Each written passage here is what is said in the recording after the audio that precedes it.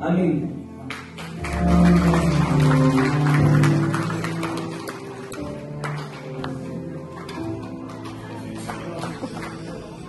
Рахмет саған ана адалдықпен асырап, маңдай термен тапқан еңбегің үшін, жоқтан барды құрағаның үшін, бір үзімнің жанын жұмсап, мейірімді аузыма салғаны үшін. Ал құрметті тойшы қауым, біріңізге алтын уақыттардан келгендеріңізге көп рахмет. Біздің анамыздың тойына.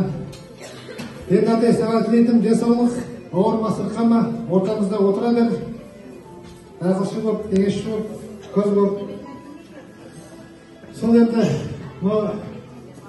басыға тойды жүргізіп жатсыз, ойдағыдай сізге табыс тілеймін. Осы шаңырағыңыз құт береке әкелсін. Осы тойхана асабаның қожайыны сізге көп рахмет. Өзіңізге, ұжымға да.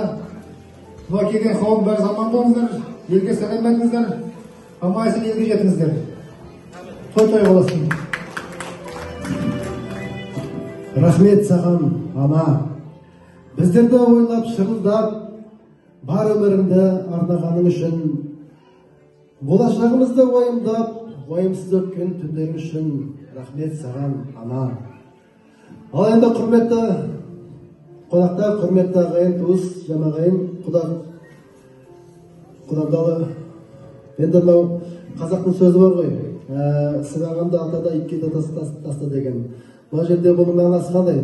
Бұл жерде барымыздың өзіндік бір сыбағамыз, өзіміздік бір еншіміз бар. Сол себепті барыңыздың басыңызды қосып, барыңызды ренжітпеуге, барыңыздың жолдарыңызды жасауға тырыстық. Енді бір артық кеміміз болса, кем-кетігіңіз болса кешірім қараңыздар. Барыңызды алтын уақыттарыңызды бөліп, осылай көңілдеріңізді білдіріп, келгендеріңізге үлкен рахметін айтып басын дейміз. Рахмет саған, ана. Аллаға созған алақаның үшін, жаратушымызды танытқаның үшін, тілімізді калимаға келтіріп, мына менің маңдайымды жайнамазбен таныстырғаның үшін рахмет саған, ана.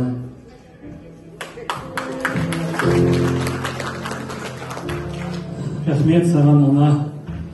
Болашақ менің балаларымның атынан, бұрынғы өткен ата-бабамның атынан, 8 миллиард қазақтың атынан, барлық адамзаттың атынан рахмет саған, ана. 100 жасаңыз, атай. Өмір жасыңыз ұзақ болсын.